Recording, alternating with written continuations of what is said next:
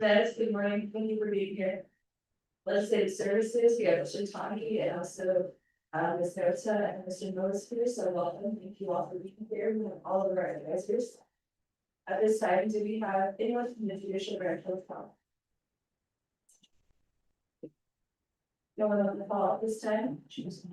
Anyone from the executive branch, office of the president, vice president? Now we do have a nomination of UVP guests. Good Okay. morning. Morning, is that Mr. Largy? Yes, ma'am. Thank you, Mr. Largy, to be on the call. Okay, and then for the speaker's office, I see Sean King here. All right, and also Tatiana Lilly. Okay. Just checking to see who's here at this time. Sure.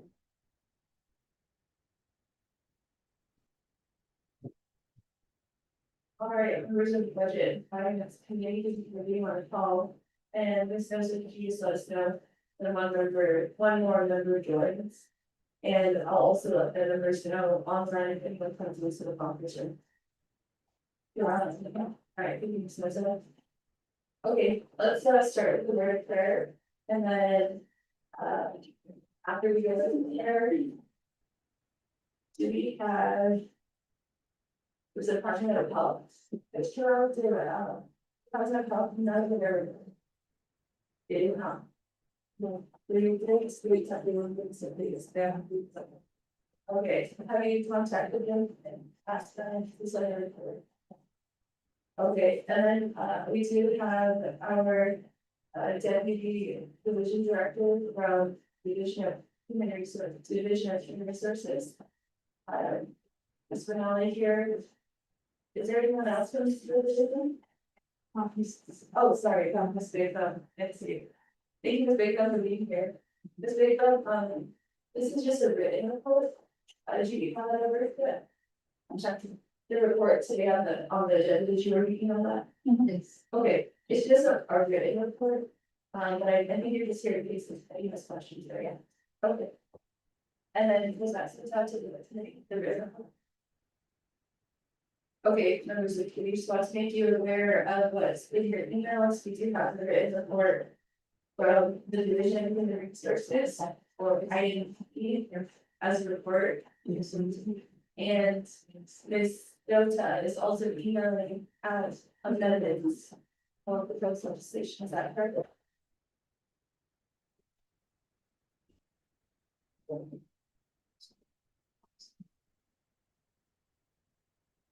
And then colleagues, I did see Delegate Artie Mitchell here earlier. And I'm also here as sponsor for item C. I'm supposed to have you just in contact with Jim. I will contact the students about this legislation being on board, and yeah. Okay. As I said, did get confirmation that Jim and James will be here, but I don't see here. So if we could just, if anybody cares to share those rooms, then that would be helpful. Yeah, I guess how do you get as well as answer questions? All right, so let's give an overview to the members of the committee on what's on the proposed agenda. Does anyone have any questions regarding the proposed agenda?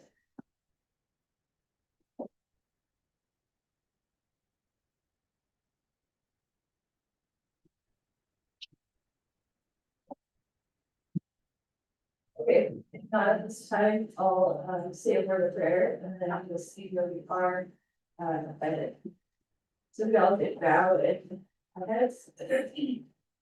Where I thank you for this day, I thank you again for this opportunity to serve in the nation and then act with people. Today, we pray for our leadership, the members of the 25th Navigation Council, the members of the Budget and Finance Committee, and their work that they have to do today in this committee meeting, that you give them wisdom, and also guidance in the decisions that we have to get on several legislation and the reports that we will hear. We continue to move the mission forward.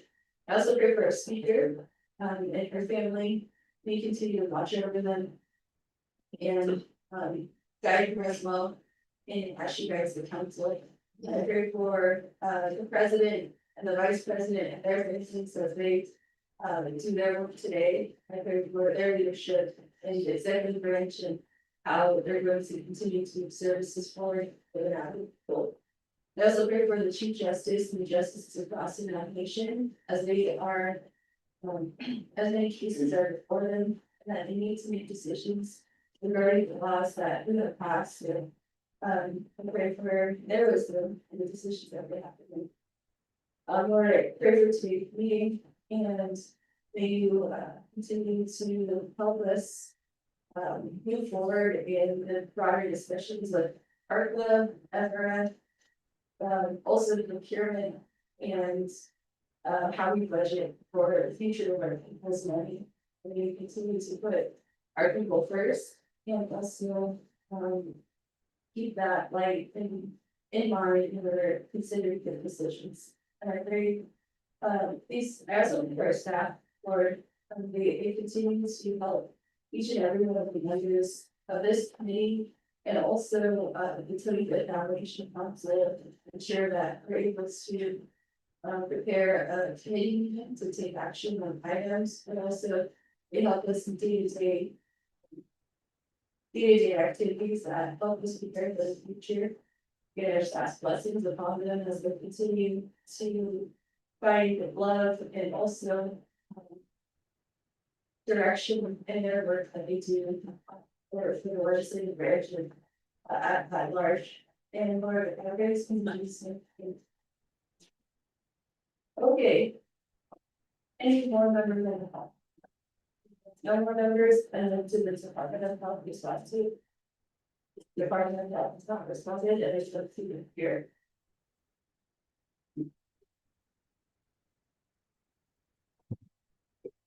However, we do have the division of human resources here. Alex, does anyone have any questions on the written report? The written report was requested last week to calculate the total amount of money expenditure on Fridays. We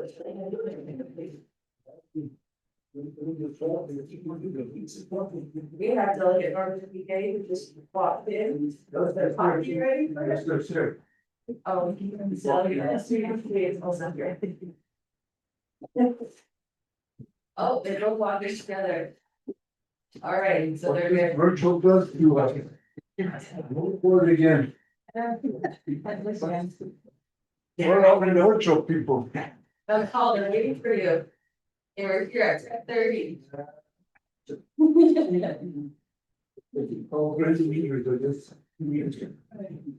Alright, we do have, for the record, we have delegate Linda Gay here, also delegate Mr. Yasi. And Vice Chair Carl Snyder and delegate Sherilyn Hassan, Paul and myself. We have 5 members present, so I'll call this meeting to order at 10:49 p.m.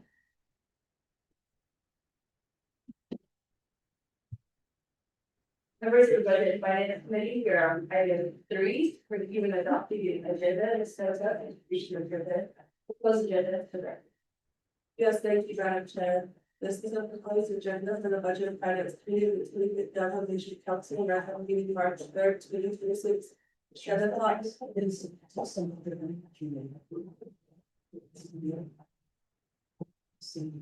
is the Budget and Finance Committee, which is a good resolution, council regular meetings March 3rd, 2026, at some days. Proposed agenda, presented for the motion be carried. Location Budget and Finance Committee, Council.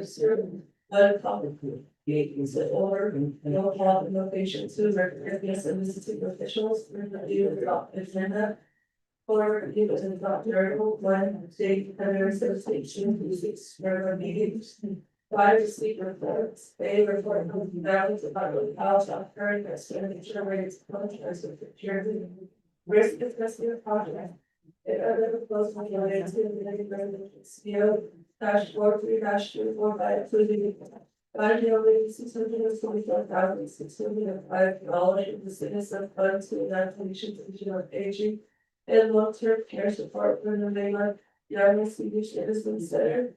Consider sharing Rousey's Department of Health, Mission of Age, and Long-Term Care Support. B. Under report of the Department of Personnel Management, Department of Community Services in regards to administrative and policies, calculation of salaries. Extended on February 27th, 2026, and impacts to the FY 26 budget and budget. Presented received 5 for the rest of the community service that Charlotte. So, big time for the director. Yes, official management. 6 old business, there's none, 7 old business legislation. A is in position number 002-26, the national related to services development, budget, finance, and the committees of the Navigation Council allocating 84 million from the Navigation system, but for the Navigation Transportation Equivalent Project, approving is adopted the Navigation Transportation Equivalent Projects for the just plan, including true top and recent subsection 2501-2508. Sponsor Honorable Arden Chester, sponsor Honorable Fiona Johnson. Being legislation number 031-26. An action related to budget finance, committee purpose and budget reallocation of the entire review.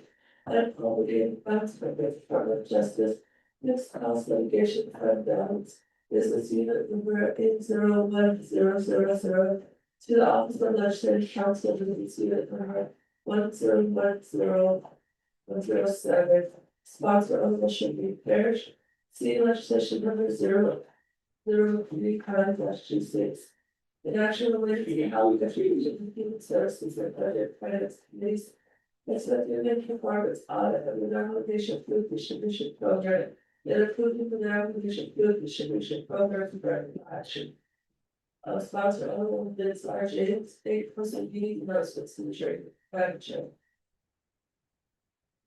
Thank you, Cheryl, Ms. Nota, Marie, both Jim and Smith. Members of the Budget and Finance Committee, before I entertain a motion on the agenda, I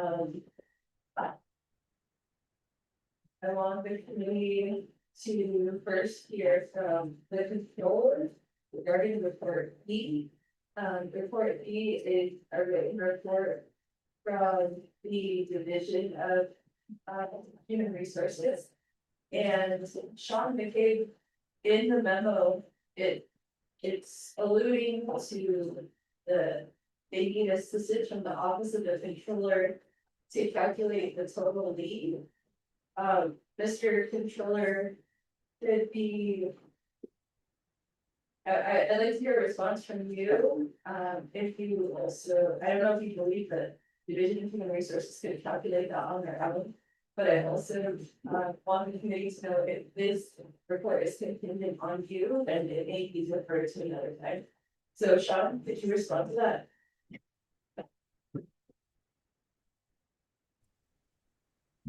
Good morning. Sure, not the chair parish and members of the committee.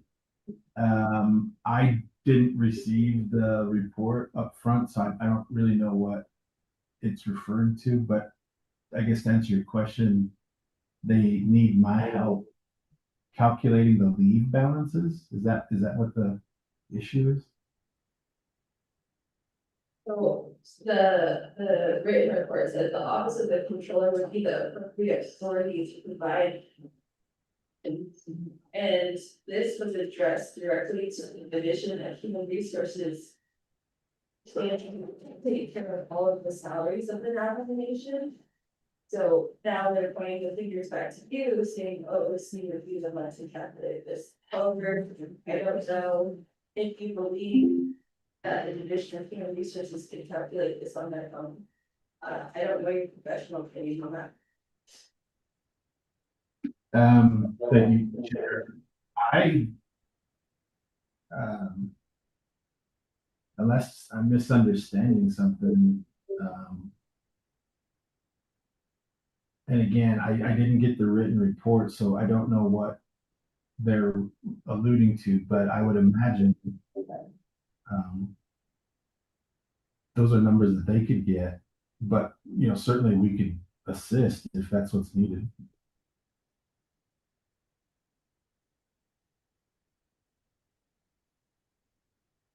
Thank you, Controller. Okay, I guess maybe could you further elaborate on the Office of the Controller's relationship with DHR? Because these will continue to come up when we talk about payroll, so we need to know who to address the questions to. So is the Division of Human Resources the sole division who would calculate leave and payroll, or is it the Office of the Controller? Okay, so thank you, ma'am. I just got the administrative leave determinations are operational decisions made. DPM does not independently authorize such leave. The Office of the Controller would be the appropriate authority to provide these projections.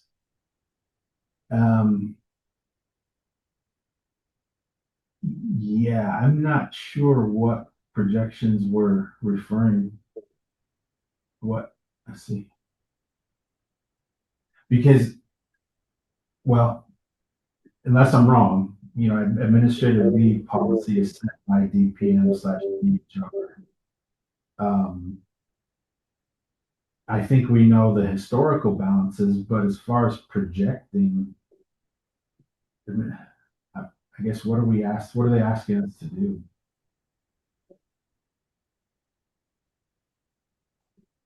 Oh, I see. Okay, so this is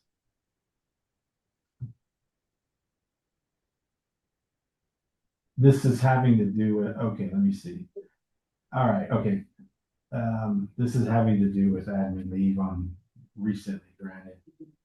I think all we really need to do is, if you want to project a number of what that may have cost us for an 8-hour leave, it'd be pretty easy just to go back to historical payroll, divide it by 14 days 14 days, and then that would be one daily payroll cost. Remember, I'm sure we get that number pretty quickly. And we could do that on OOC side.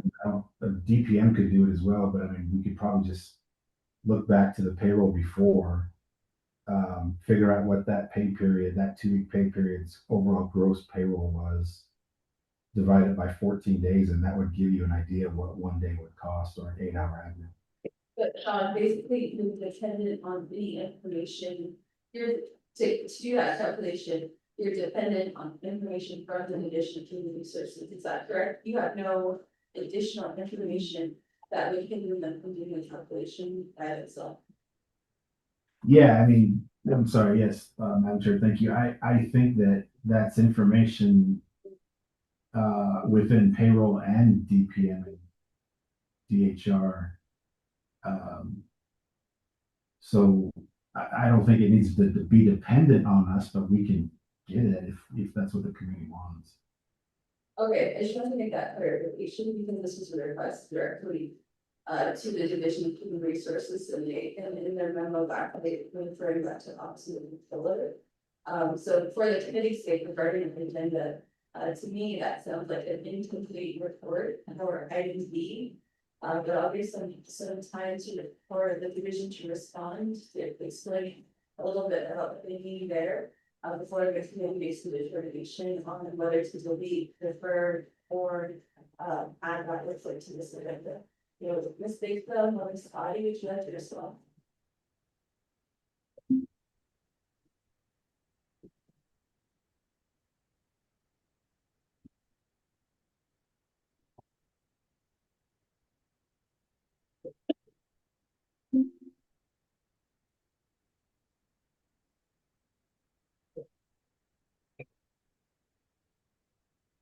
Good morning, Madam Chair and honorable members of the Budget and Finance Committee. With response to the question, when we received the requests, we did discuss it with our internal staff regarding, or those who work with payroll as well as the leave. And the response was that we do not calculate the we would not be able to calculate that amount that was, projected or expended for the administrative leave that was approved by the president or granted by president on February 26th. Or February 27th, I'm sorry.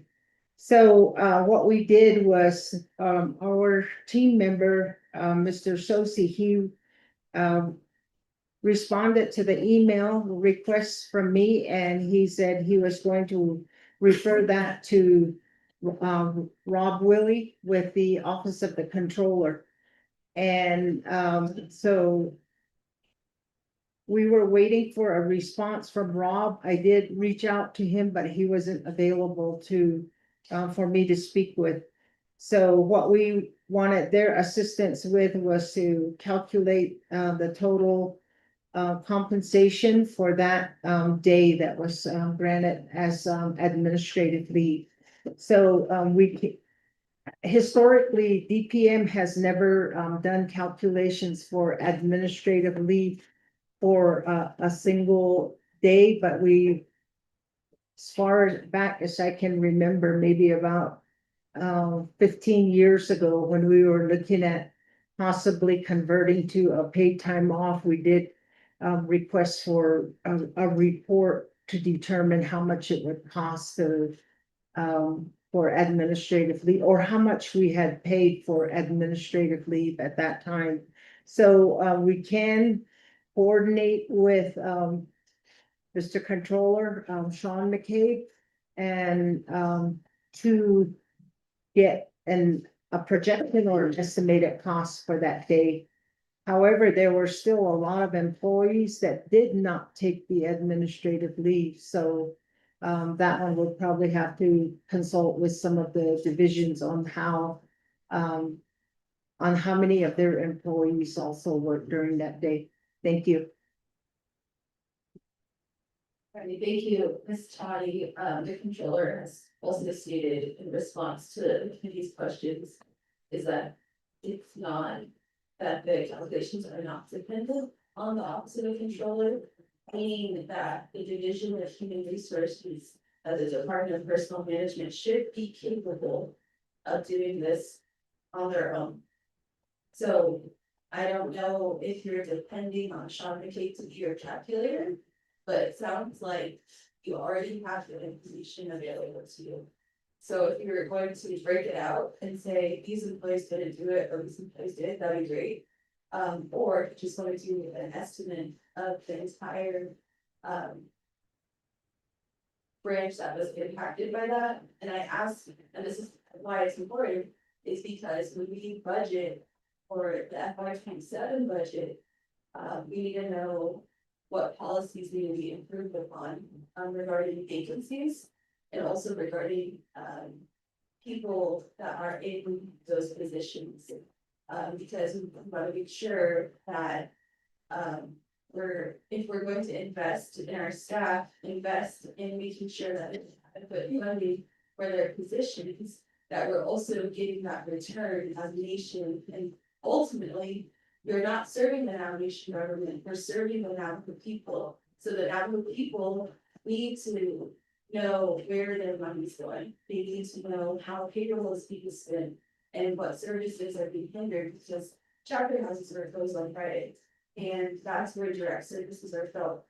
And who is to answer to that except the memo that says everybody has administrative leave today?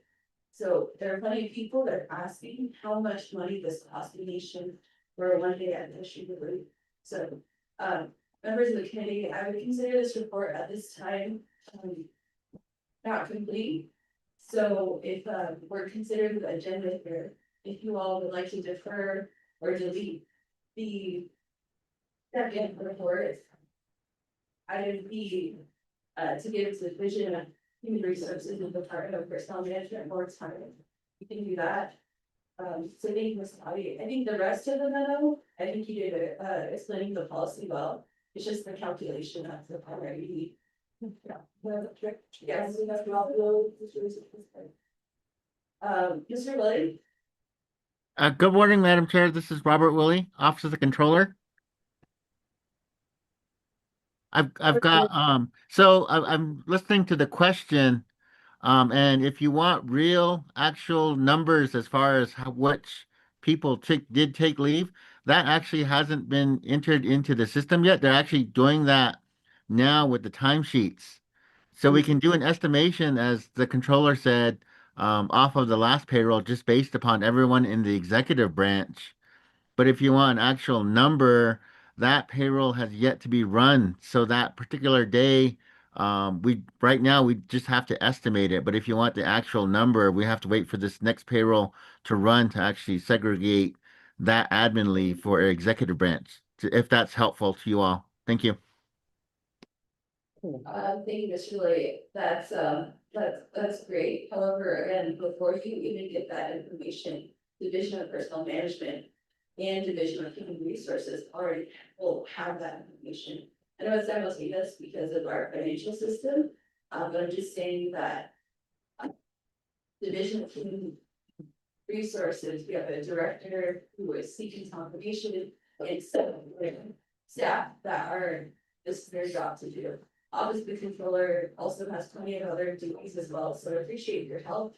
I'm not gonna comment on who should do what, but if you're gonna collaborate, then great, but I still consider this report insufficient as to. Okay, let's see. So members of the Budget and Finance Committee, there was also an email from Mr. Toppy regarding report A. Ms. Morris is not available this morning, and this is the second time.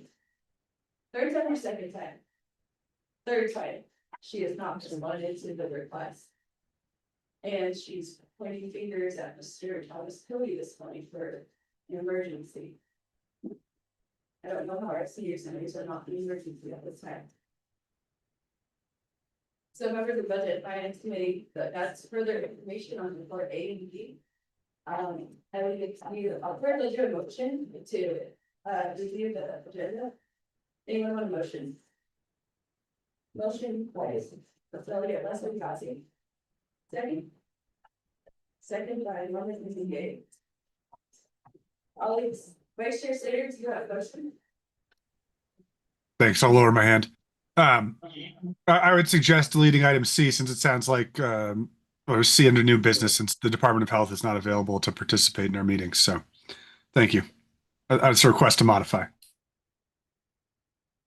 Vice Chair Sayers, we just have a motion in a second for the proposed agenda. Do you want to leave the motion? Oh, I thought that was the motion second for an amendment to it. I apologize. Delete item A and under reports and item C under new business.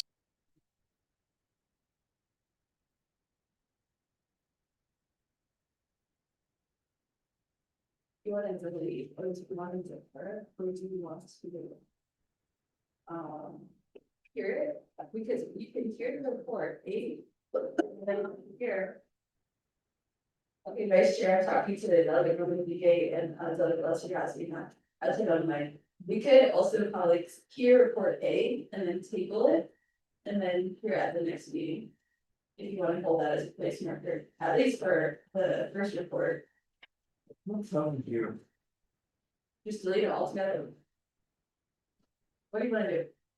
I thought you guys would give a movie. Because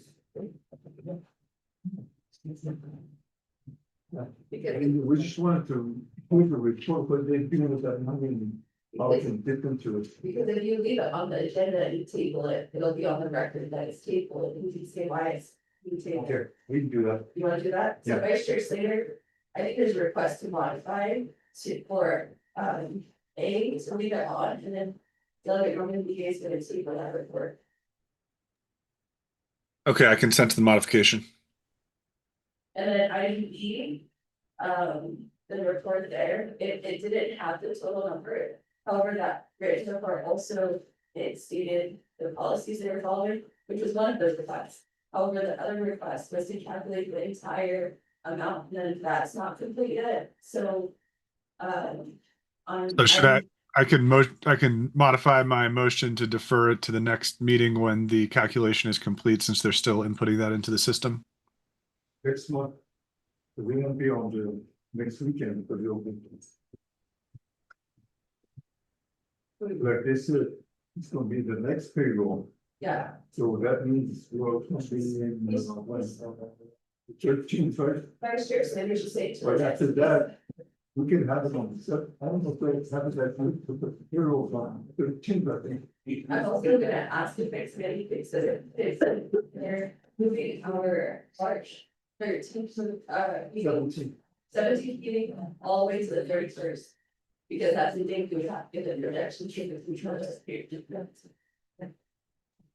So that would be next body like 4 weeks to respond. Is that sufficient time? Yes. Okay, so Vice Chair Snyder, your motion to also defer item B to the next budget and finance committee is agreeable to those here to the. And then also to delete new business C, is that correct? Vice Chair Snyder? Yeah, I mean, is it more appropriate to say, sorry, should I say defer reports A and B and then delete item C instead of delete A, defer B, and then delete C? Delegate Norman DeGay still wants to table. Do the table? Okay, so defer report B and delete new business C. Okay. And then what about our said that conversation? You got one.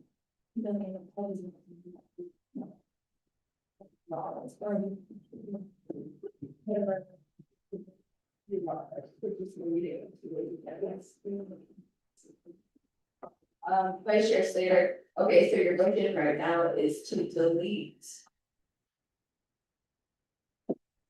Slash defer report B from the Division of Human Resources to the next budget and finance committee meeting. And then also to delete legislation 3926. We also have the recommendation from the CISPO at this time to delete legislation 3426. Delete from the agenda. Vice Chair Slater. Okay, I'll modify my motion to delete new business B as well, 3426. Okay, thank you, members of the Budget and Finance Committee again. Vice Chair Slater's motion is to defer item B under reports to the next Budget and Finance Committee meeting to delete legislation 3426 and 3926 from the agenda. Is there a second? Second by Delegate Norman DeGay. Questions on amendment number 1?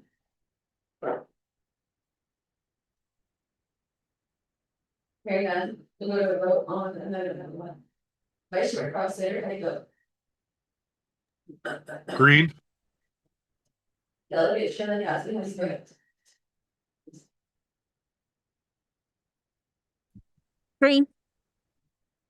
And Delegate Ricky votes green. Delegate Lester President. Madam Chair, I think. Votes green. Yes, no, it's not, are those, voting no. All right, we have 4 members voting in affirmative, 0 opposed, myself not voting, motion carries. So, that's amendment number 1. Members of the Budget and Finance Committee, are there any other amendments to today's agenda?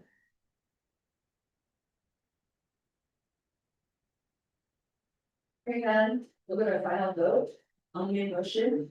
The main motion is on our agenda, again, that's to defer B from Division of Human Resources report and also to delete item B under new business 3426 and 3926.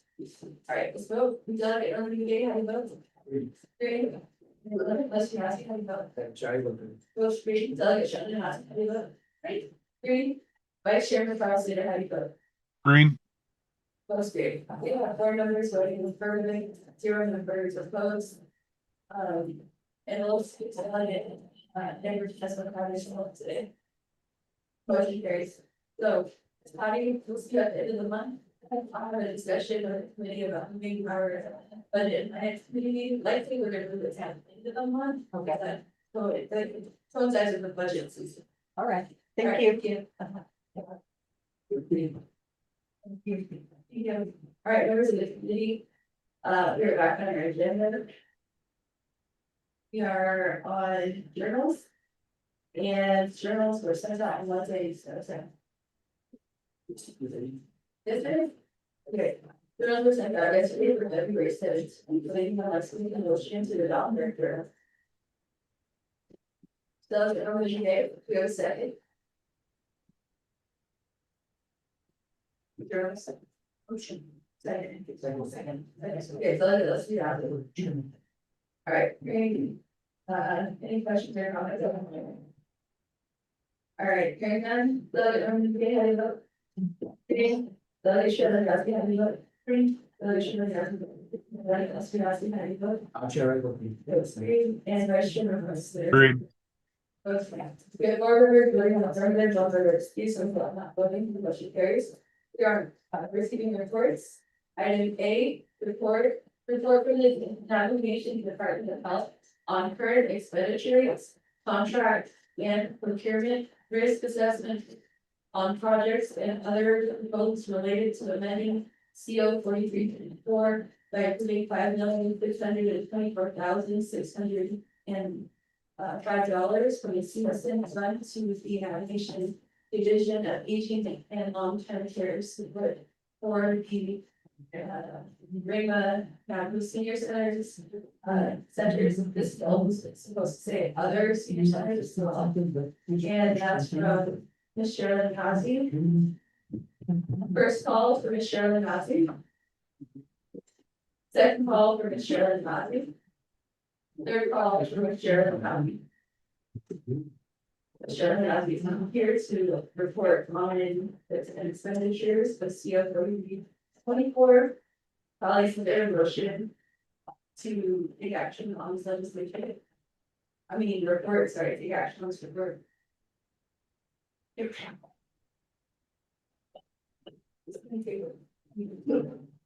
Table report. Motion to table or second? Motion. Yeah. Motion by Doug, nominating Gates to table the report, second by Vice Chair Slater. Members of the committee, until the motion is not for debate, we're gonna go to vote. Doug, nominating and put. Three. Doug, Shirley, three. Doug, unless you're Ozzy, how do you vote? Doug, unless you're Ozzy, votes three. And Vice Chair Slater votes three. Sorry, or Vice Chair, sorry. How presumptuous, yes. I thought I got a text from you, that's why I looked over here and I'm like, oh shoot. Okay, sorry about that. That's great.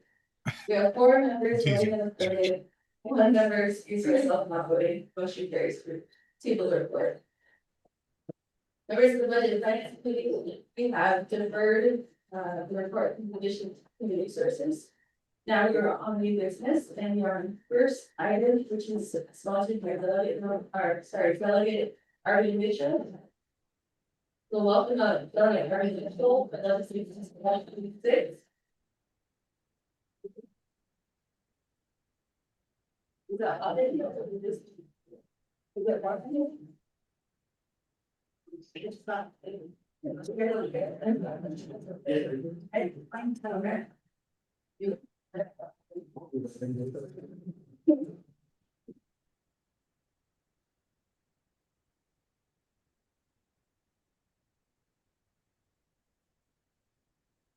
Right, Delegate Mitchell is here with the meeting. So, Delegate Mitchell, the floor is yours.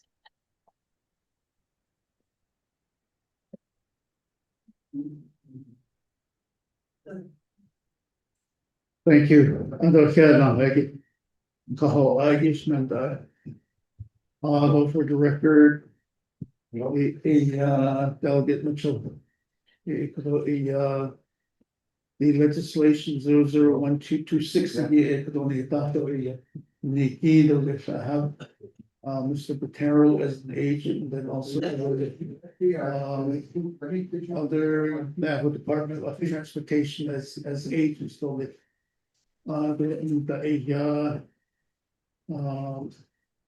this legislation went to RDC last week. There were some amendments that were made. You have to go, Mr. Terrell, again, don't know, a key, since, since back in 2018 that, when legislations were being put together. The priorities during that time was water line, power line. Those sound issues, a key, I don't know, Diego, based on each during that time, up to now. Kung key, sa bando, chika, no? So, ko legislation ni hitato, sige. The dollar amount, the issue for the, Mr. Patero engaged before, and then also, how it was divided into 24 regions.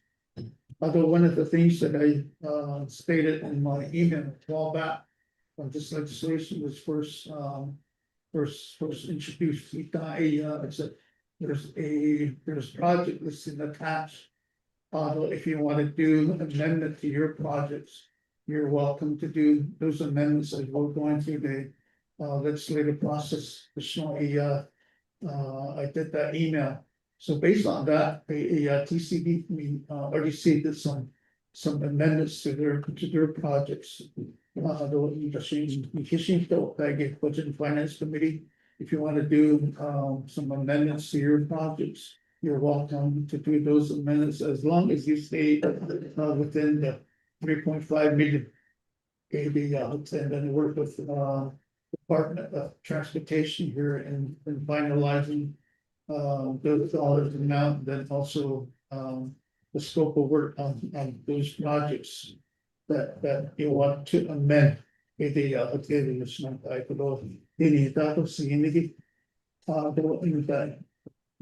not here, I guess you can do your amendment over at committee, then also all the way to navigation council. So let me go ahead and turn the rest of my time to Mr. Carroll.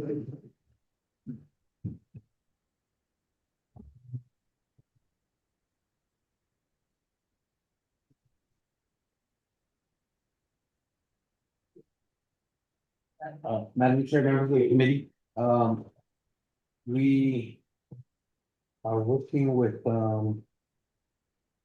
Office of Legislative Services to update the committee report.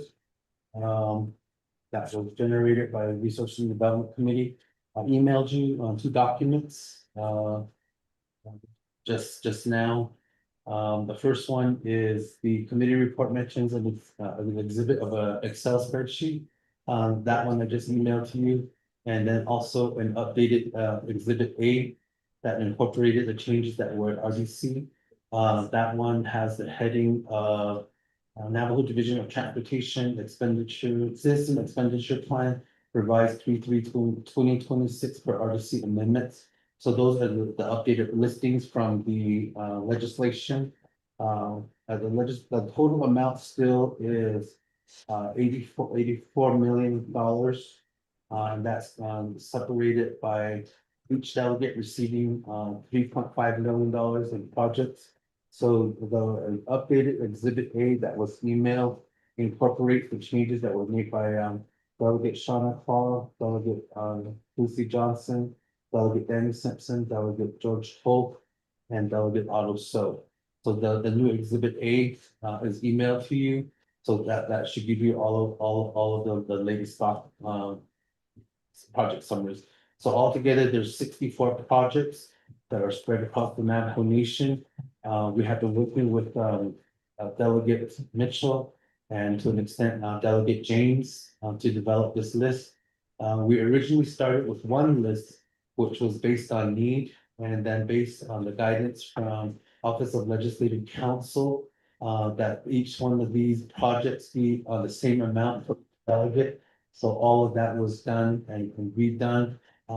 The listing of the projects that were originally on the first exhibit A were based on community input. But we understand that this is a legislation that will allow for delegates to input their projects and make changes to the list. And so we understand that, and we will work with whatever final product is available there. I think one of the things that that would like the committee to know is I've been with transportation now for a little over 2 years. During that 2 years, we have really improved on the way that we handle projects. We have Marco Sells that will be handling this section. We separated the federal highway projects from the non-federal highway projects. And so we are working to increase staffing for Mr. Sells' unit so that they will be taking care of all of these projects. We also separated commingling projects in with the road maintenance. So road maintenance is now on its own and we're working on a separate plan for those. But we are very confident that we'll be able to get these projects completed within a 3-year window, which is what we're recommending for the funding authorization to be, so that we can get all of these ones done. Our hope is to work with Mr. Mitchell to get this through the list and then set up. One of the things that took a lot of time for Navajo DOT was we had to go back and reconcile all of the projects. So I had to go back in and Mr. Sells and his team, as well as our finance section, our contract section, had to reconcile all the fuel excise tax projects from the beginning. So some of those are to us, that demonstrates their ability to manage projects. So we now have under control reporting mechanisms for the New Mexico State projects, the citizen projects that are there. And he has some staff. We will be working to try to increase additional staff to try to manage all of these projects. So Madam Chair, members of the committee, we are hopeful to get your support so that we can get this important legislation completed, so that we can try to help some communities out there. Thank you, Madam Chair. Oh, one more thing, I'm sorry. In the committee report from Budget and Finance, there was a reference to getting a fund balance. That's what we're running around with this morning. We coordinated with Mr. Rob Willie from Office of the Controller.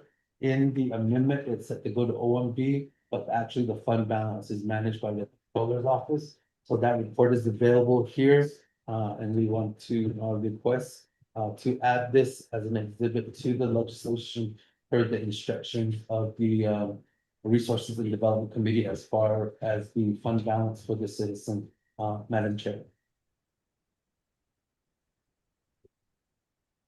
Thank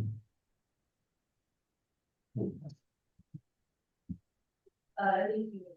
Sarah and until this act, completely report. Thank you. That completes our report. Thank you. Okay, you got it. Colleagues, Mr.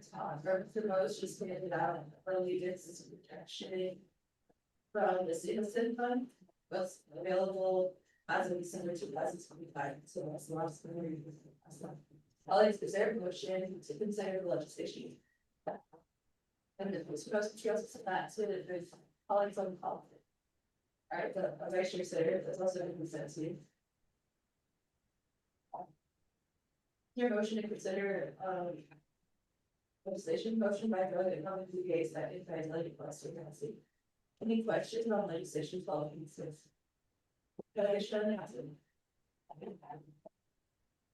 afternoon, everybody. Thank you for this legislation. We'll look into the documents, but I wanna. My understanding is the 64 projects that are being proposed. We're giving ourselves a 3-year timeline to complete them. Is that correct? Am I understanding that correctly? Okay. Yeah, 36 months. So then that would include, and I don't know your capacity in terms of how these 64 projects, do they have all their environmental reviews completed? The right of ways, the engineering and design, because I know on some of these, it says that some of those projects are gonna also include let's see, planning and design. And then I also want to know what is the Navajo Nation's procurement, what's our bandwidth to get all of these what is that timeline gonna look like? And then who's the construction oversight for these 64 projects? And then I also want to go back to the payment process. So what I have learned from this time as council, the ARPA projects have really showed us where our gaps are. Where our capacity is to do all of these, it doesn't matter what it is, if it's a small tiny project or if it's a large project. We're really not good at tracking everything.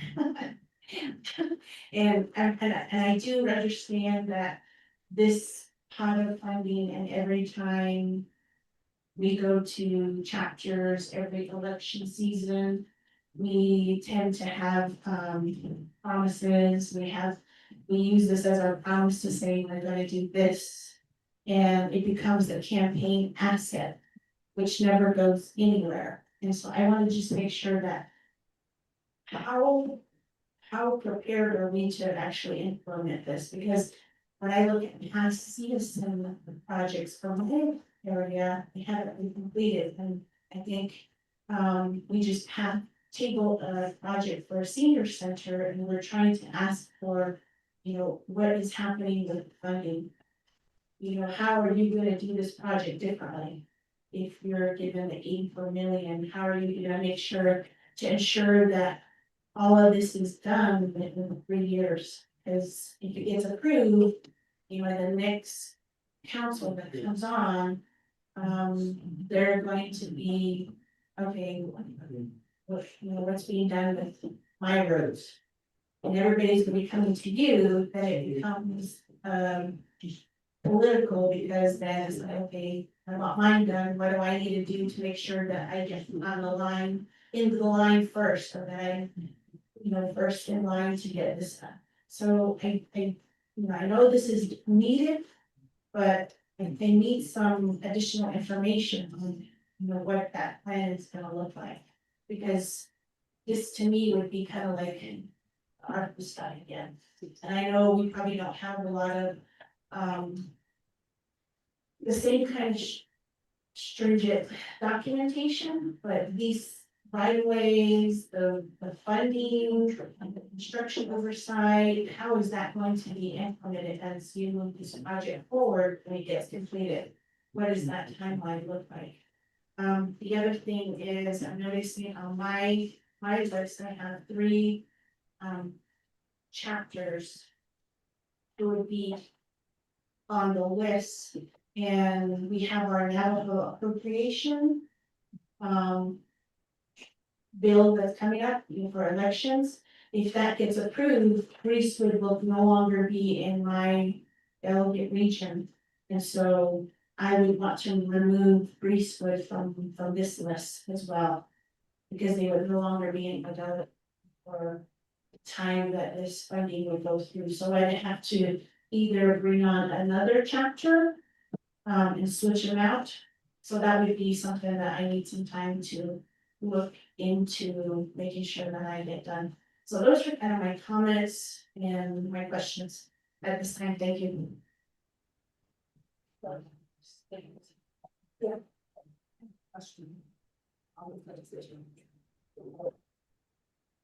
Thank you, Delegate Shelley, for your questions. Mr. Plateau's writing that down. Also, I think Ms. Espino also has some questions regarding this structure. And Vice Chair Slater, Mrs. Espino also got your request as well. So, Mrs. Espino, the floor is yours. Thank you, Madam Chair, members of the Budget and Finance Committee, and to the presenters. Question is, you forwarded the exhibit A segment. So this exhibit attached to 12-26 would need to be replaced, is that correct?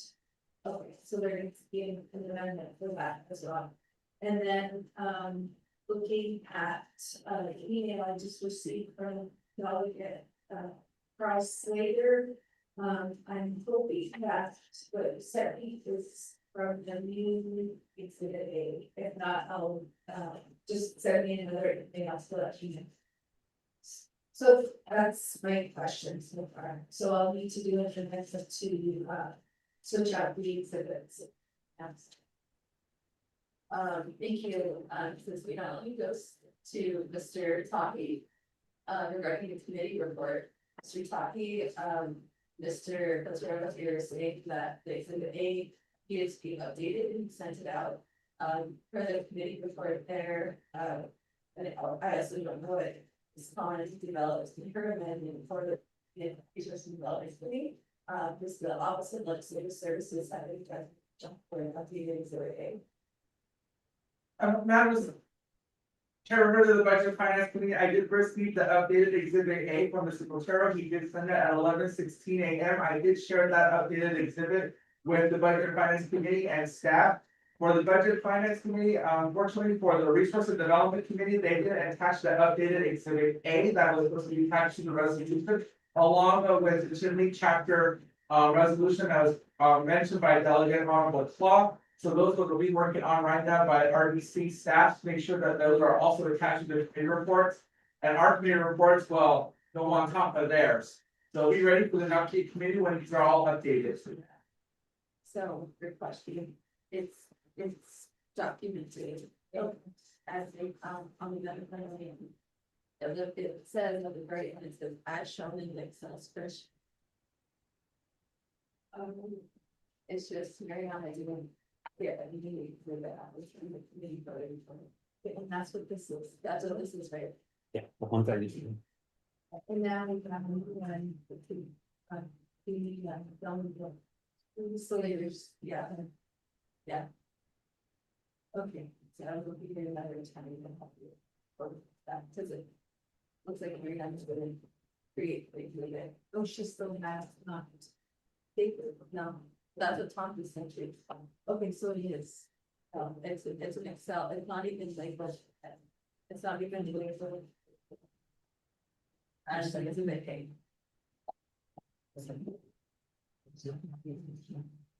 just, it's just a literally exactly. Okay, but I was, it's not enough fun on it, you lie. So that's why okay, thank you. Do you have the, Mr. Chair, before we get into Delegate Chair, these questions, if you see the original Excel or your original exhibit A, then you can modify it. Yes, exhibit A, do you have this one? Or you do? That's email. But then you didn't change it. Exactly changed Madam Chair. The email that I attached to has in the heading, if it said the revised one, that is the new exhibit A. Because we were actually in, I apologize. We were in training last week, and so this morning is when we started getting ready for it. And that's when I contacted Legislative Services that there were a couple of adjustments that needed to be made. And our big thing was this, because knowing budget and finance, they would want this. So we worked with Mr. Willie to update this one. So as soon as we got this one done, then we went back to the legislation. So the Excel spreadsheet reference is the one that, and Madam Chief, Council, I did send that to you as well. I apologize for not sending it. We're just going to play catch up. But the exhibits that are mentioned in the RDC committee report are all sent now. So that should be available. We just need to label it exhibit A. And so I just want to make sure that we got this to you because we do want the lingering question of the funds that were available. So that was our first priority. We got that with the help of Mr. Willie to the committee so that it was available. And that's where, if possible, it would probably be a good idea to do an amendment to attach this to the legislation. So you reference back what RDC was requesting for inside of the legislation, Madam Chair. Yeah, that's a huge one. 2 separate documents. Because the way they amended it is. It's 2 documents. That's how we see. According to the. Okay.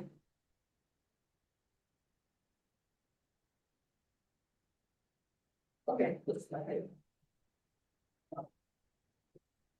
So Michelle, we don't need a new exhibit A, actually parties, but we've made repeating exhibit A. Heard and vice chair Slater's request. Okay, all right, well. go ahead, Brooke.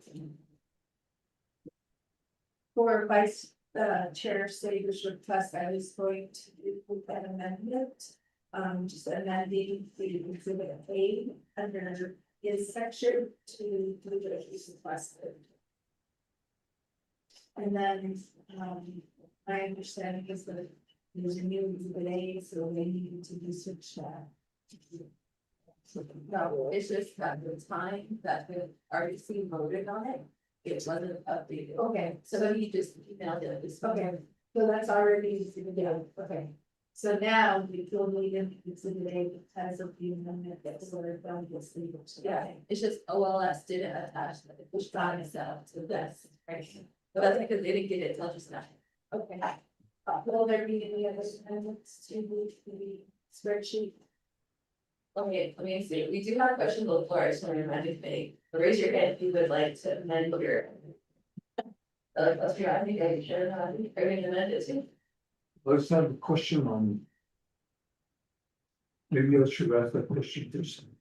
Okay, all right, so we do have hands raised since we know, so. Let's do this, let's get the questions for the legislation out of the way first. And then we'll take a break for the amendment, because I know that's gonna take some time. And have a discussion with you, the DOT about that. So just the legislation, and then we'll get to the amendment, so. Tell it, over to me, Gabe. Thank you. Any for the call, Daddy. Quick question. So I know I got three counties there. Bernalillo County, Seagull County, plus Socorro County, plus Seagull, Shania, Kinley. So in order to get funding from the state, these road projects, who is the person that should be at the table for us, trying to at least get some of these road money for these areas there? In addition to, in case we, I know we're running out of funds a little bit, and a little bit, but I know that we vote, especially like in the orchard, every roads, the area roads. Seagull County, Sandoval County, it's like three counties in the house. The back is like Seagull, Bernalillo in the front, then Sandoval's in the back. So, the roads need to be great and stuff like that, but we don't have the funding. To actually ask them to do the, all the, they only allow 15 miles, they'll clear for the, that's so. Engage all the thing, we look elements here. The no river cut, the only end up, we will end up, but I think it looks like they're giving them some money here. Go, and that's so how can we educate at the state level on these road projects? We think it. All right, thank you, okay, go back to the initial and Yeah, doon dati conditioning na sa nanitito dito ng time dahil a 6-4 project timeline 36 months. I don't know Mr. Patero and his staff can cover the capacity. What's the capacity of NDOT? Who's going to be the oversight? The payment process. The other question where Mr. Patera can answer is, how are we prepared, how well are we prepared to handle these projects? What's the plan? I think Mr. Patera, South NATO. The other question, Mr. Delegate again, so I'll have my agents respond to these questions. So thank you.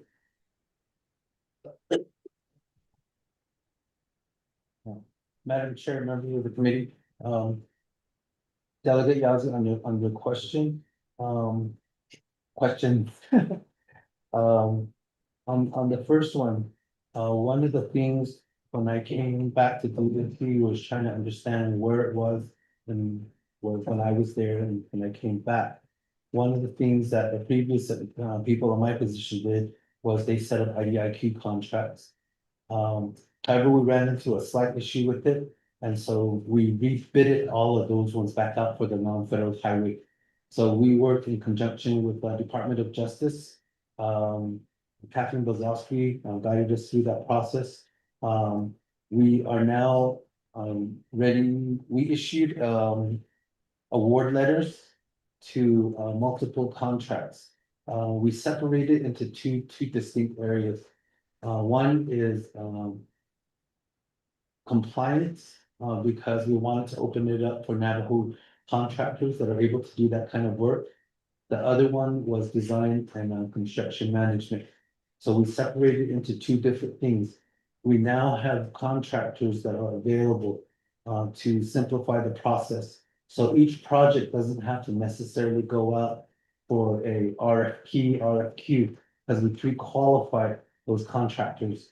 What would happen is when a project comes up, Marco's section would then issue to the qualified contractors to bid on those projects. And then a selection would be made from the bids that are submitted. And then those ones would then be issued a work order, which would then proceed through through the encumbrance process. Similar to how we set up Wilson and Dibble now, but it's now going to have a second wave of bid competition between those contractors that qualify to provide that services.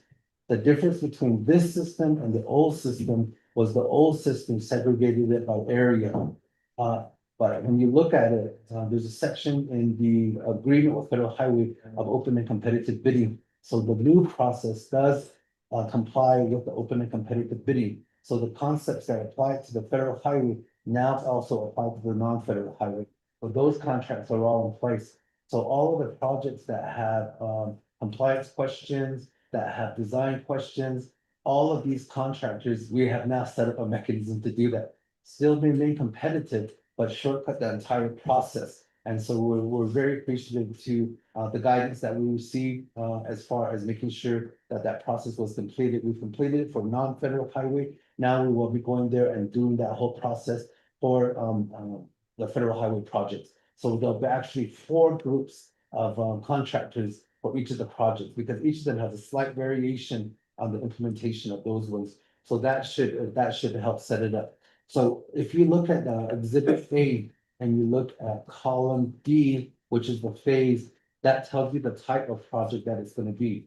So on your projects with compliance and right of way, pothole repair, equipment purchase. On those ones, we have mechanisms that are set up that will apply to those. So if it's the planning and designing, that part will go to one part, will be second. The procurement portion of it's all done. Like I said, we issued out award letters to those, and now we will go into awarding those contracts.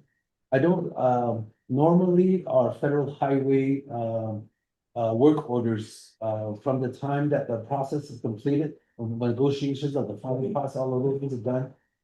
We submit it to procurement, and procurement issues it within 2 to 3 weeks.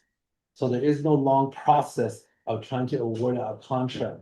Our biggest obstacle right now when we do the bigger projects is it completes the 164 review process. President signs the contract, but for some reason, when it goes back to purchasing for the contract administration, they add on things. My concern is that should have been addressed at the time the 164 is going through, because at the time contract Office of the Controller signs off and says everything is compliant.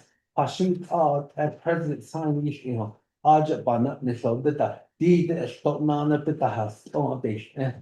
so that happens with a lot of contracts. And so we need help to say when the controller's office signs the 164 at the time before the president signs it, all of those questions should be answered.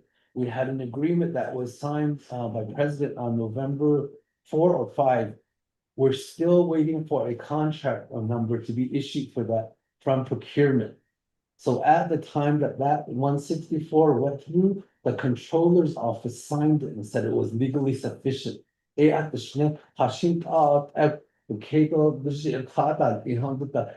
to add on additional items. So that is not even gonna become an issue with this, because we are already setting up the mechanism in place. So all of the work orders that are done, the encumbrances and all of that are done within about 2 to 3 weeks. They have been very proficient in working with us with that process underneath the IDIQ side of it. As far as the construction oversight, that will be built into the part of the design. Along with the design, we also have the construction management portion of it. So that's the second part of it. So there's 2 sections of it. We did want to separate a little bit because there's a compliance element at the part that the construction is being done. So that the compliance portion is during the compliance portion, the design portion, and the construction. So when I came back to DOT, there was only one person in the compliance section. They labeled it as project management, but in actuality, it's compliance. So that will be updated in the plan of operation updates that are coming. Now we have 13 staff working on compliance.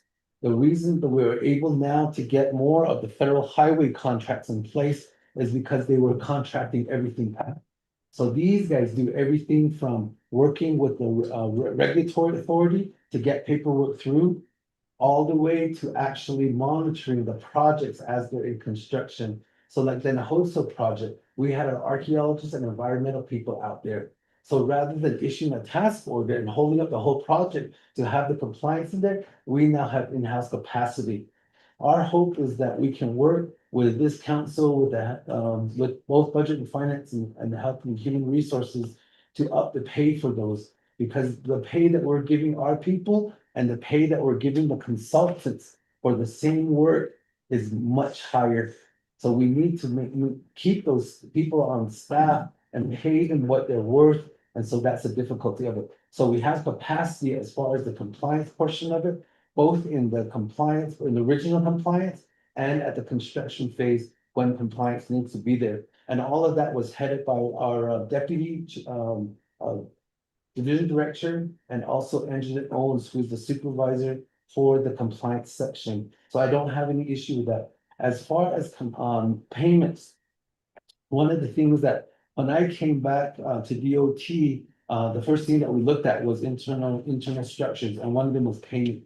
Historically, Navajo DOT had taken between 120 to 150 plus days to pay contractors. The two, both in the construction side of it and also the IDIQ side of it. So we work with each of those. And what we've done, we've been able to work with the controller's office on and the contract administration section and the accounts payable section. We're averaging between 38 to 46 days after the invoice is received. The majority of the corrections that need to be made are when contractors send us their invoices. We have a very good team now that monitors all of this and makes corrections all before it goes to accounts payable. So that time, reducing the time frame is actually now within industry standard. So that's why we're able to set all those ones up. So we have one person where it's her sole job to make sure that these payments are done. And we're also working with the contractors because some of them, it's a moving scale in the Halunya. So you have to make sure each one of them is correctly within the contract, the scope of work. And the other part of it, the big part of it is where the work is being done. And that's where the Navajo Nation tax, the 6% tax comes in. So sometimes we have to go back and remind the contractor, this one was done on reservation, so you have to go add it back in. So we have to go back to the contractor and have them correct those things on there. Or it has to be charged to the correct project. So some of them, they'll mix them up. And so every one of those has to be reconciled in depth at our level before it goes to over to finance. So all of that corrections and working with the contractors to make sure that the original invoice isn't questioned when it gets to finance. That was the key to it. So going from the 120 to 150 to the almost 45, less than 45 days, it had to create a process so that we could get those things done. So I'm very confident in our crew that we can get those payment things that are done there. As far as the compliance section, we have additional staff that will be helping with that. And then going to Delegate Brigades questions on the state. One of the things that we're working with our planning section on is to set up listings of who should work. Most of the state funding is channeled through what they call regional councils.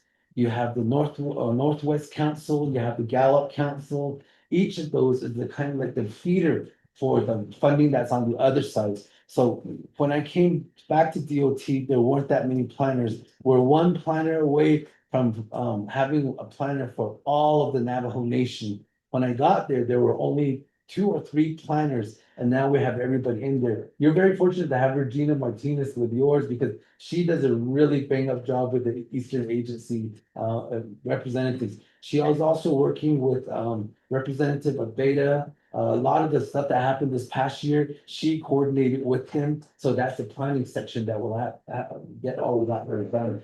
As far as the Alamo Rama, the way we listed yours is to give money because they do run their own programs on your side was that Alamo would get direct funding and all we would do is do a subrecipient agreement, give it to them and they would apply it there. The Tohachi Lake one is underneath us. So what happens to meet the road maintenance for Tohachi Lake is every other month or so, we send a crew out there for a week or 2 weeks. And that is probably the most expensive yard that maintenance work that we do because all of those individuals have to be paid meals per diem, lodging, all of that stuff whenever they're out in that area because it's so far removed from the rest of the Navajo Nation. So that's how we're doing Tohachi Lake. But the money for Alamo and Rama will go directly to them. They will self-administer it. So it will be basically just a pass-through for those sites, Madam Chair.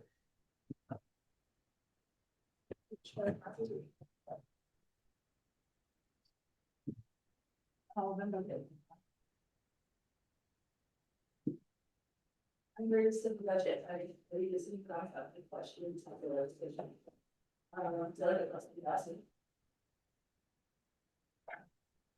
Thank you,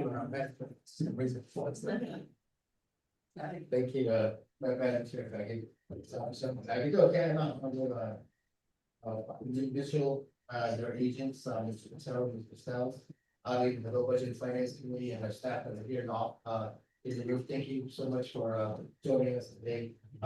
First of all, let's begin with I do appreciate this legislation, Honorable Mitchell, and to my colleagues here at the budget and finance, I do appreciate the question that was asked first from Delegate Yazzie when she asked about the feasibility of these studies to make sure that these projects are shovel ready.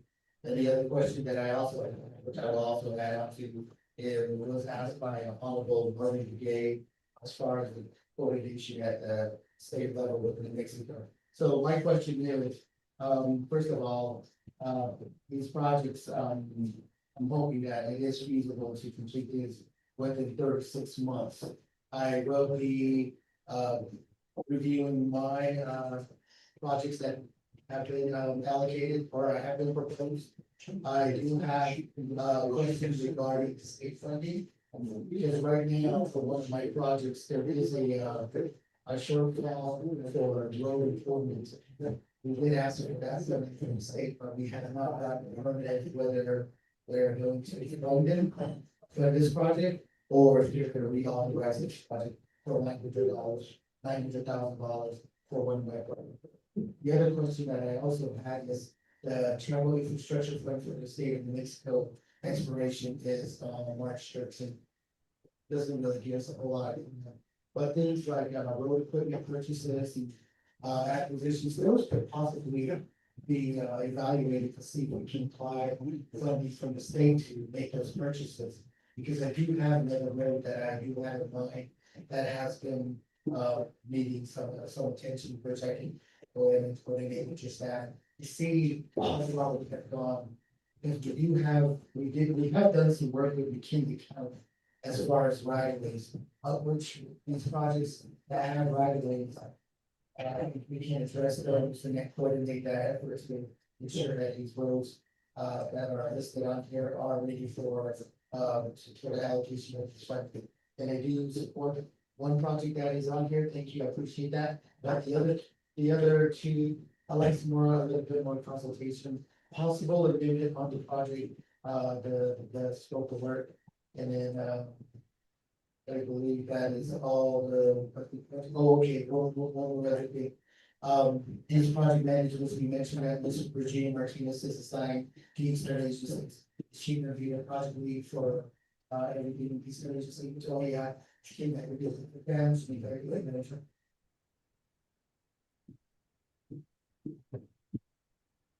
Thank you, Delegate Mastriani.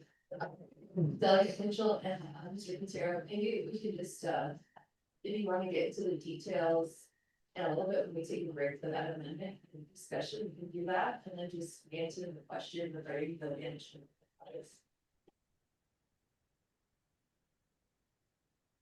I'll go see, I'll turn it over to Mr. Chairman. Madam Chair, members of the committee. I am very sure that we can get these done in 36 months. We now have the capacity. The other part that I didn't mention is we actually created a grants and contract section within Navajo DOT. Before there was only 2 staff that handled it. 2 staff for over $100 million a year was not enough. And so we increased our capacity to get those done. Winona Henry is, we recruited her. She is actually taking the lead in coordination with Mr. Sells' section to get those through the process. The one that we do have an issue with is one of the funding requires resolutions from the chapters. I think we have 3. So it took a while to get there, but we have all of them. But one of the things that I'm trying to get them to educate everyone on is, well, the money that comes from the state, yeah, there's different requirements for each of them. Certain ones require resolutions from the chapters, certain ones require within a certain number of days that you encumber 5% of that funding. So when they send the money to us, our difficulty is that money goes to community development, then community development refers it to us. If we could somehow bridge that where it comes directly to us, then we can start on that much faster than we have in the past. So they are getting the hang of it. They were there in New Mexico during the day for questions on those. They're working on all of the extensions that are there. So they're creating the work relationships to do on the state side. So that's different pots of money that they go into to handle all of that. So the state funding, they've got a rein on that. As far as working with McKinley County, one of the things that you should know is that last Monday, Resources and Development Committee passed the resolution to add in additional bridge projects that were requested by McKinley County. So that modified our TIF, which now opens the door for us to go after supplemental funding for the additional projects that are out there. So that makes it now available to do that. Our contract people and our engineering people were at McKinley County yesterday to finish up the setup of the $13 million, I believe, that came through for bridge funding that will be passed through over, and Red Rock, I think, has 2 of them in those projects. They're trying to finish the language for the MOU agreement with McKinley County so that we can pass through those projects to them. So we are in a better position to actually track, but also get them through the process to get all of these ones done. So our contract section and our engineering people are on it actually with McKinley County to do all of those. As far as the project management, Regina is on the grounds person, but the actual project management will be within Mr. Sells and his team to get all of those projects completed. Madam Chair.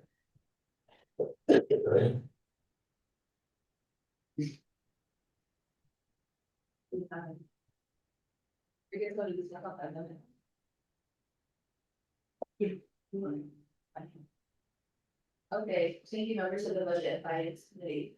I think we need to have a discussion about the cash match fund, that is housed at a division of community development. That's an internal allocation fund we use for these shortfalls. And so if we're restructuring, we can delegate Sean and Claude as a legislation to restructure that administrative oversight from the division of community development to the office of the controller. We really need to take a look at where our funds are and how we should run that process because, you know, Mr. Patera goes through, a lot of groups just to work with the division of community development and that really does for the chapter.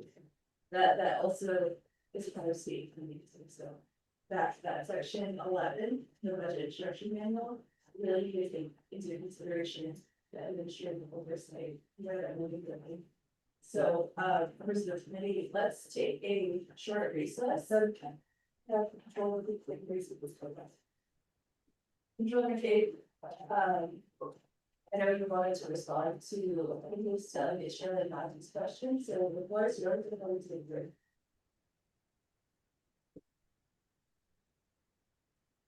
Good afternoon, committee. I'll actually be in person here in a bit. Just trying to wrap up some loose ends this morning, but first off, just listening to the presentation, I think it's definitely encouraging to hear that, you know, money's starting to move. My only question would be, you know, I don't know how and when we started implementing the use of IDIQ contracts. I think the genesis was, we may have used them before, but I think they became popular during ARPA. I question DOJ's interpretation of and why.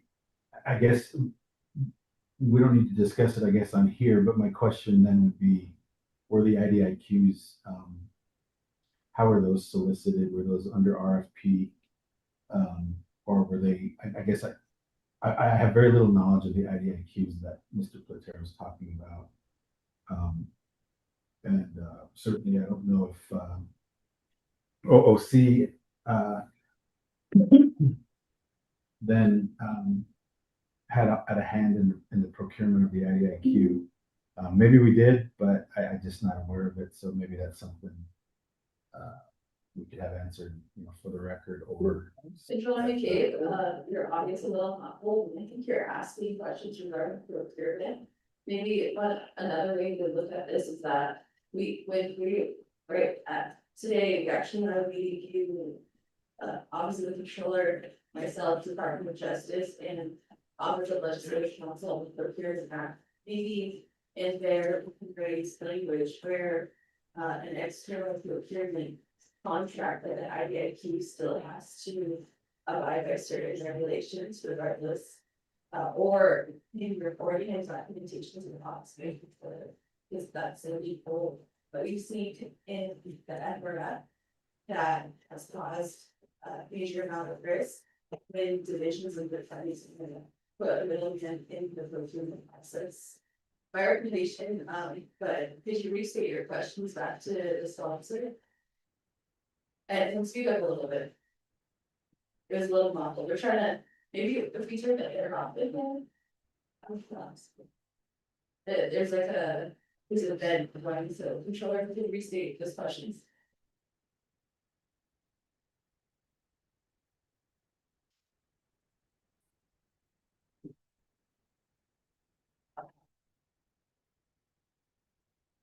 Sean, your audio is a little muffled. oh, I was on mute. Sorry. No, I just, like, if that's something we're going to talk about later, that's fine. Okay, so you're gonna talk about it. Okay, maybe that'll be better. And then everybody can hear what you're saying, because even though I'm sitting right in front of the owl, I can't hear you that well. So.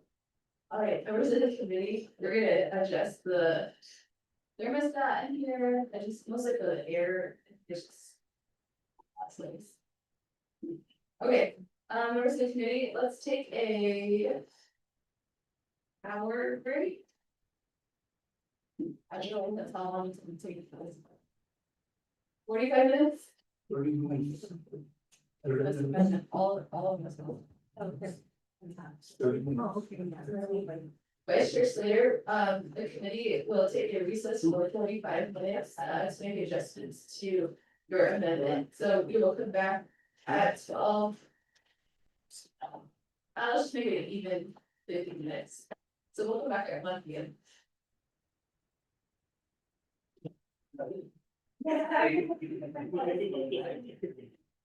Barry, can you hear me? Yes, we can hear Hey, is this a lunch break or is this really the complexity of the amendment? Because I mean, I'm just changing one project. And it should not. To modify your amendments, their amendments, so yours. Oh, okay, so okay, more. Okay, thank you. Like I shared, we just have one big amendment and, our place. And we'll keep you updated. Michelle has what we've noted. If you have any questions for Delegate Mitchell or for Material or his staff, we can connect you via Zoom, but for the most part, we're just gonna be on mute. And also, I assume you have any updates. Thanks, sure. I'll get back on at 1 then, but I'm available via text if we need to discuss before then.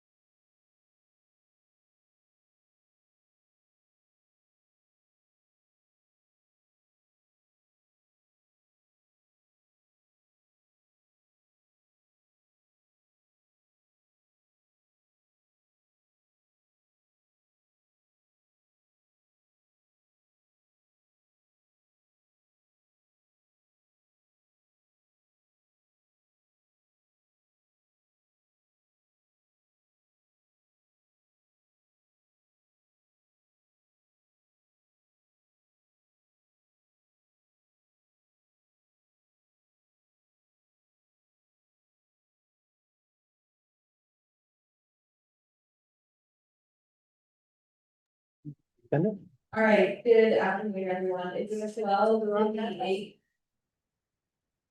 12:58 p.m.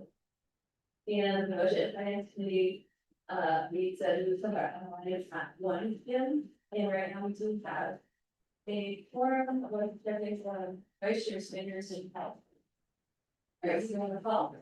And we have Delegate Roman Begay, Delegate Sharon Nazi, also Doug Esterhazy and myself, here in the conference room. So we do have a course at 12:59 p.m. Vice Chair Slater, you did lead the conversation on the amendment to 12.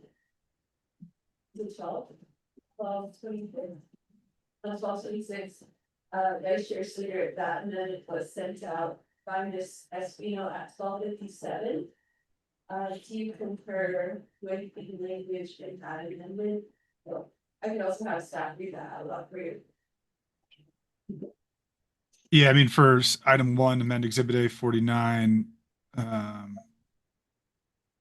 Yeah, that's right. Thank you, Vice The Chair. other items, I think I need concurrence from my colleagues on those. Okay, Vice Chair Slater, I do concur with the second part of the amendment, regarding so, and Shirley Nazi, you will concur with that. Right, Shirley Nazi also concurs with the language in the amendment. So, Ms. Moses, if you read the amendment to 12:26 into that. I got it. Okay, thank you, Madam Chair. Amendment 2001-2-26 reads as follows: 1. Amendment exhibit A line 1 as follows: A, amendment chapter column, replace the incomplete bills. B, under the project column, replace the college word 8077. 2. Amendment exhibit A line 37 as follows: A, under the chapter column, under should be code add /cancer. 3, amend exhibit A line 38 as follows: A, under the chapter column, replace cancer with gentleman so. B, under the project column, replace the airport safety with in -118. C, under the description column, replace PAPI/safety system with road improvement. D, under the face column, replace acquisition with plan/design/construct.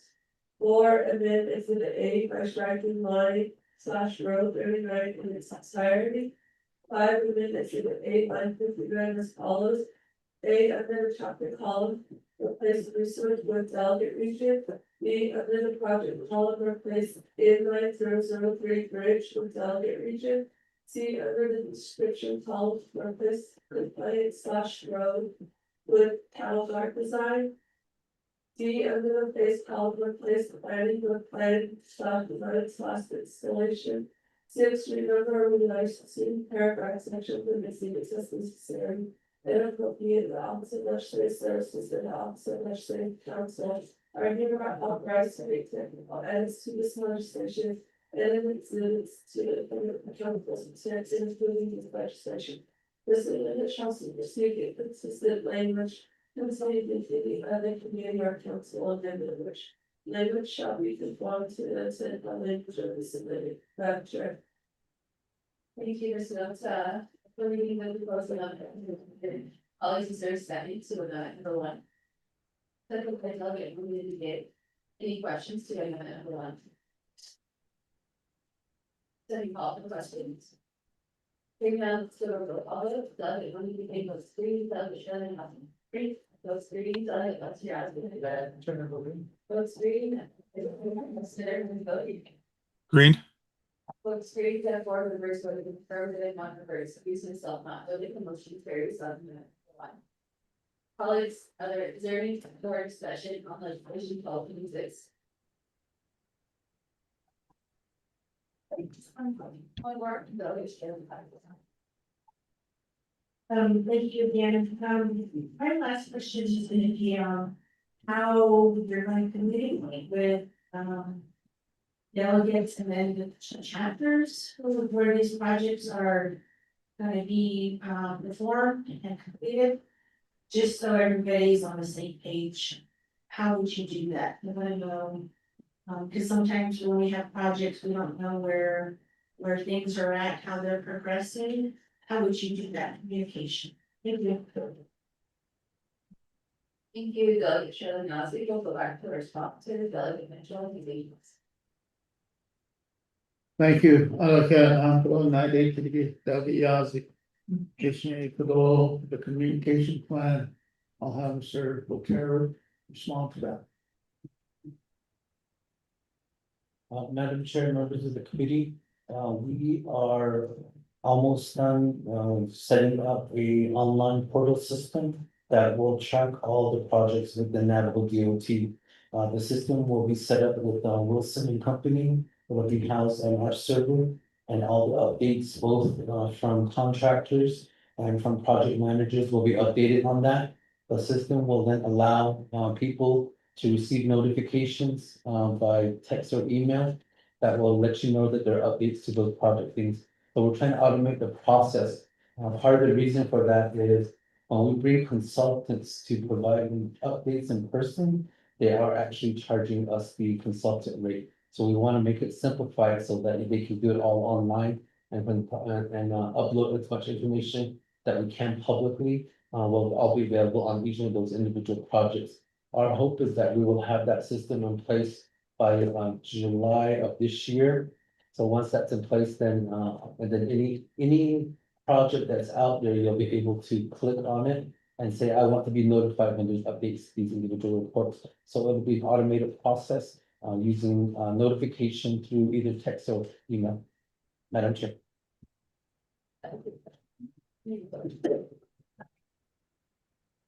You, Delegate Mitchell, and also Mr. Fair for responding to the questions.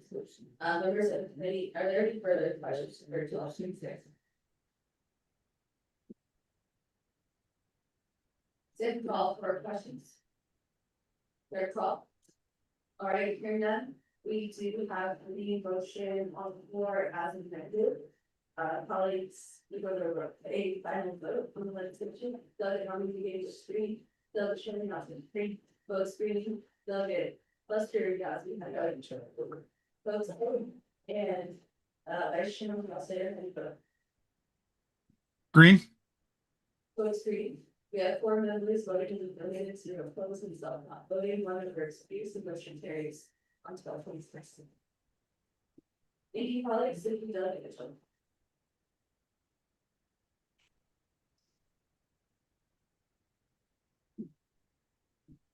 I can't, I don't know, like what I stated, you still have Nabi and Navigation Council to make an amendment. I think Nabi is never. Thank you. Kat. Hey, colleagues, thank you, All right, we're at the item 8 of our agenda for the meeting and announcements, colleagues. Probably the person can do it. Oh, we need to get right.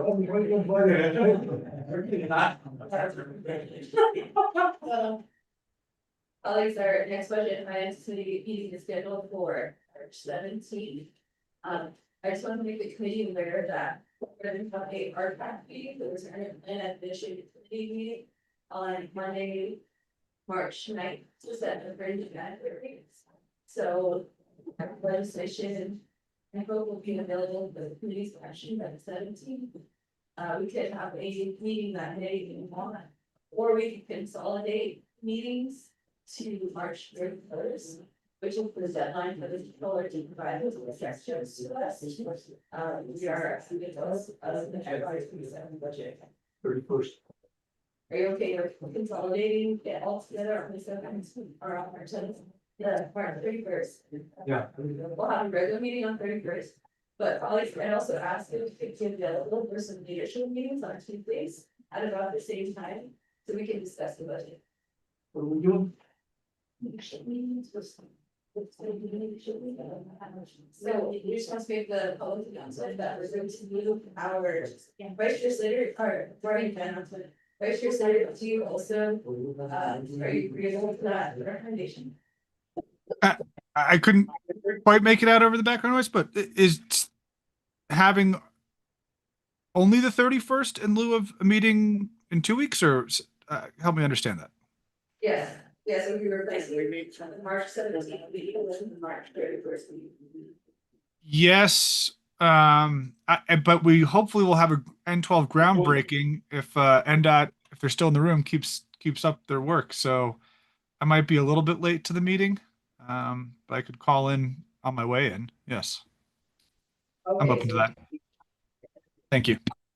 The second part, we should have a meeting on Tuesdays, like March 10th, March 17th, March 24th, or something like that, budget.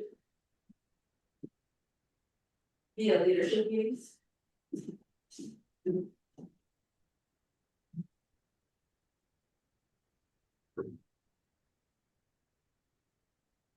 Vice Chair Slater, are you open on Tuesdays? To have a leadership meeting next or 2 Tuesdays from now? Yes, 17th and the 24th. 17th, yes. Give me a second to check 24th. Yes. Okay, so Cheryl and Bradley, can you just put in some placeholders in the calendar for meetings at the beginning at 10 a.m.? If I'll text the committee another time, we were pretty good, it's just placeholders, we need to start meeting with the controller and then we.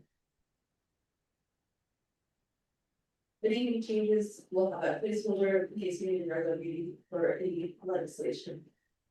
All right, thank you, colleagues, members of the committee, so I have a motion to adjourn today. Motion by Delegate Shirley Hazy, second by Delegate sorry, yeah. Green. Delegate Shirley Hazy, second by Delegate Lester Hazy, and I have a green vote for Vice Chair Processor, Delegate Shirley Hazy, votes carried, is Delegate Lester Hazy. Votes carried, we have 3 members voting affirmative, 2 versus 1, so voting, the motion carries on adjournment. And I hope everyone, doesn't get an allergies as bad as I had the past few days, and but it's good, right? The weather is changing, the season's changing. So we'll see you all at the end of March. Thank you.